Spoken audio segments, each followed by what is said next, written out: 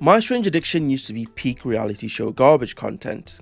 Actually, it still is, with TLC uploading highlights of episodes aired almost 15 years ago and still getting millions of views. If you don't know what My Strange Addiction is, then you were definitely born after 2005. But essentially, it's a show that interviewed people across America that had strange and oftentimes dangerous addictions. I don't think that they could make a show like that today because of reasons that can be summed up pretty succinctly with this one 4chan post. Yes, the era of being terminally online has allowed for the congregation and spreading of behaviours that would have put you in an asylum a few decades ago. Nevertheless, in today's video we're going to be ranking some of the all-time moments from the show, and we will be doing a bit of science and research, TM, to rank these addictions and also debunk some of the ones that they faked for the camera. The tiers for this tier list we have are completely fine, fake, a little weird, and strange. I'm expecting to not see many in completely fine if I'm being perfectly honest though. But before that, we have to talk about today's sponsor for the video, World of Tanks. World of Tanks is a free-to-play online game available for PC.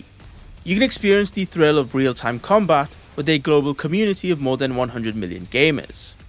There's also a huge tank arsenal, so you can adapt your playstyle to what suits you best. Whether you like to run in guns blazing, or take your enemies out from afar. There are over 800 different tanks to choose from, so every playstyle is accounted for. World of Tanks features massive battle arenas with varying environments to simulate real-world areas, whether that is the sprawl of urban warfare or the vast openness of the grassy plains, or with the 40 other battle arenas to choose from, which means that no two tank fights are the same. Download World of Tanks using the first link in the description. If you're a new player, use the invite code COMBAT to get 7 days of premium access, 250,000 credits, the Premium Tank Cromwell B, and 3 rental tanks for 10 battles each. If you're a returning player, you have an account but haven't played World of Tanks in more than 30 days, you'll get 3 days of premium access, the 2D style bargain camouflage, and a 7-day rental of the Premium Tank Centurion Mk 5/1 or 100,000 credit compensation if you already have this tank in your garage. Once again, thanks to World of Tanks for sponsoring the video. Back to the tier list. First up, we have the shower drain boogeyman. My name is Evan, I'm 28 years old. I live in Seattle, Washington, and I'm addicted to pulling hair out of shower drains. First impressions, I think this guy needs to be put on a list. And if there isn't one specifically for what he does, we need to fast track the creation of one immediately. No sane man enjoys the feeling of pulling a clump of hair out of the shower, and if you do, please stay away from me. More panicky, I start sweating. Once I find the hair, the stress is gone. That is the face of pure concentration right there. He's really enjoying this. Now this one is an addiction that I think is real. Look at this technique and the coat hanger tool that he made. This guy is a veteran in collecting drain hair. Now Evan doesn't have much hair, so where do you think he's getting this supply of long hair from? Well, he just cold approaches women, asking them how much hair do they think is in their drain, and then asks if he can pull it out. And worst of all, a lot of the women actually agree. The game starts when I see the homeowner and I make the prediction of how much hair she has in her drain, and then I have to find out. I'm almost certain that a sizable number of them expected something else when he asked if he could pull hair out of their drains, only to be shocked when he beelines into their showers. I mean, he has definitely approached more women than most of you watching, so how does it feel knowing that this man has the courage to ask strangers if he can pull hair out of their drain and you can't even say hello? But yes, Evan is strange and he is easily going into the strange tier. Next we have the woman who is a bee massacrer. That's definitely a word. My name is Margaret and I'm 53 years old. I live in Morning View, Kentucky, and I'm addicted to stinging myself with bees. If the bees in the Bee movie could have sued anyone, it should have been this woman. She apparently started this as a home remedy to help with arthritis pains, but then it evolved into just doing it for the burning sensation of the sting. The video claims that she stings herself 100 times a week and over 50,000 times total, which is around the population of a single hive. With these kind of numbers, you'd assume that she hates bees, but no.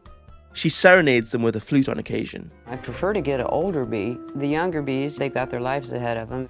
and it helps me feel less guilt about killing the bees. What a complex individual. The producers then put up a spooky black screen, trying to make it sound super serious and dangerous. And although you technically can become allergic to something after repeated exposures, I think it would have happened by now after 50,000 stings over the course of however many years she's been doing this. But every time Margaret stings herself, the honeybee dies. It's a fact Margaret is all too aware of.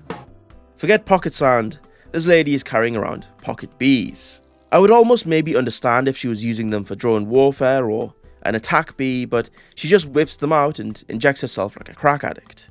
Being such a fiend for bees that when she goes on road trips with her husband and has run out of bees, she makes him pull over so that she can go look for bees and catch them to soothe the itch. I'm going to say that even though it is strange, if it actually does help with her arthritis pains, then I can kind of understand why she does it. And for those reasons, she gets to be the first person in our a little weird tier. Next, we have the woman who's addicted to drinking gasoline. My name is Shannon, I'm 20 years old, and I'm addicted to drinking gasoline. Now, I love the smell of petroleum every now and then, but she keeps fuel cans full of it in her bathroom and even drinks it out of shot glasses, which obviously is pretty bad, but she also likes to lick the residue off her fingers while at the gas station. When I fill up my car, I'll put it all over my hand. And I have to say, thank God she was doing this back in 2011 and not in 2024. Because, 1, she would probably be bankrupt in just a few days, and also because of this image here. Yes, that is a man at the public gas station doing exactly what you think with a gas pump. It says here that half a litre in one sitting can kill you reliably, and Shannon drank around 19 litres in the last year, so 13.5 kilograms of fuel. Now, even though she most likely spread out the consumption to around 50 grams a day, she almost certainly would be dead after ingesting even less than she already has. Her esophagus would be completely burned from the inside as well, which would make it impossible to speak as clearly as she does. Not to mention, drinking fuel in those quantities would make you blind. One final thing I do have to add though is that this is the funniest camera angle that I've ever seen.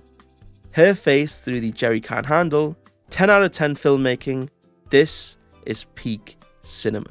But yes, I'm almost certain her story is fake or she's exaggerating, and for that I'm putting it in the fake tier. Next we have the lady who carries her husband's ashes everywhere she goes. My name is Casey, I'm 26 years old, I'm from Fayetteville, Tennessee, and I'm addicted to carrying around my husband's urn. Me and who, am I right? But seriously, what the hell? If I'm watching TV, he's there with me. You want to watch this? Okay, but the producers of this show are actually hilarious. You know they pulled her to the side and were like, we need a shot of you asking your husband in an urn if he wants to watch what's on the TV. Not only that, but they definitely had to retake the shot a couple of times. With the transfer of his cremains, some got into the cardboard box as well, and they spilled out on my hands. And I didn't want to wipe them off because that's my husband. I don't want to wipe him away. So I just licked it off my fingers. Okay, whatever I said about me and who before, I take that back. Apparently she's been eating her husband's ashes for nearly 2 months now, and she's eaten around 16% of his remains. So, on the bright side, if she continues at this rate, she'll be free of her addiction in just 1 year. It then flashes another black spooky card that, 8 scary chemicals that cause psychosis, but in reality, most of them are burned off or reduced to their inorganic compounds when you cremate someone. So eating the ash wouldn't cause psychosis or anything. The producers just added it for dramatic effect. Again, these guys are pretty funny. I mean, towards the end of the video, she starts talking about psychosis and potentially going crazy, and I wonder how much of that was from the producers gaslighting her into thinking that she's going psychotic because she eats her cremated husband's remains. Anyways, this one's going into the strange tier. I was tempted to put it into the a little weird tier, but the whole eating your husband's ashes kind of makes that a hard sell. Our next contender is actually a microplastic maxer. My name is Allison. I'm 19 years old. I live in Atlanta, Georgia. and I'm addicted to eating rubber tires. She eats rubber tires, and in case you haven't watched the microplastic maxing video, eating tires is the fastest way to introduce microplastics into your body. 450 grams of tires can be turned into around 10 million microplastics if digested properly. And in the video, she claims that she eats around 6.3 kilograms per month and has been doing this for around 6 years. And at 19 years old, I find that kind of hard to believe. That would mean she could have around 10 billion pieces of microplastics in her body at the time of recording. My fiance works at a tire plant, and pretty much every time he comes home, he has some, or it's in his pants. Hilariously enough, her fiance works at a tire shop, and one would think that the fiance would question if she had ulterior motives with being with him, but if he's happy, it's fine, I guess. It's also pretty hilarious that they have to give the fiance subtitles because he's so unintelligible. I'm scared she's gonna keep on doing this, it's gonna kill her. I guess there's a lot of chemicals we put in that rubber, poison pretty much.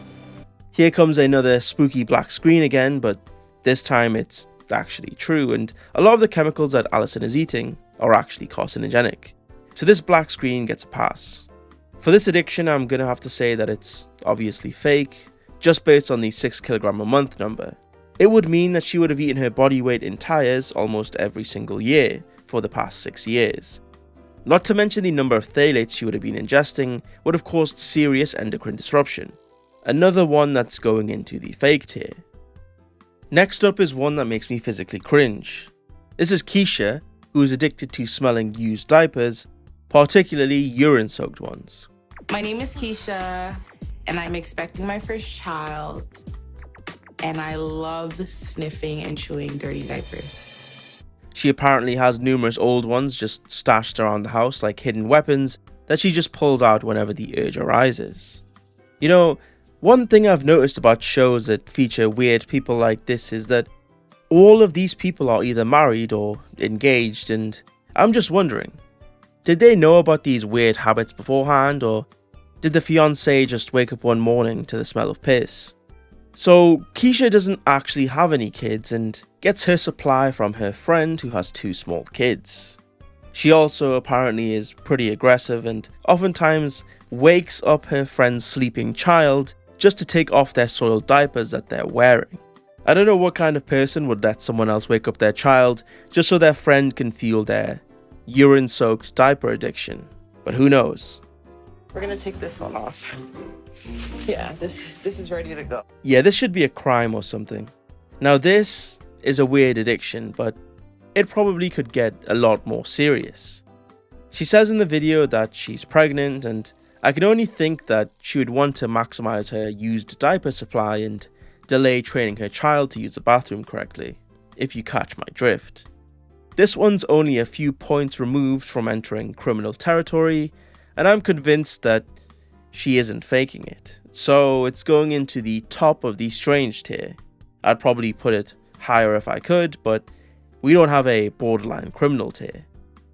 Our last strange addiction has to be one of the Hall of Famers, and we're going to be talking about the man, the myth, the legend himself, Kyle the Sag Bag Slayer, the octogenarian enjoyer, the antique appreciator.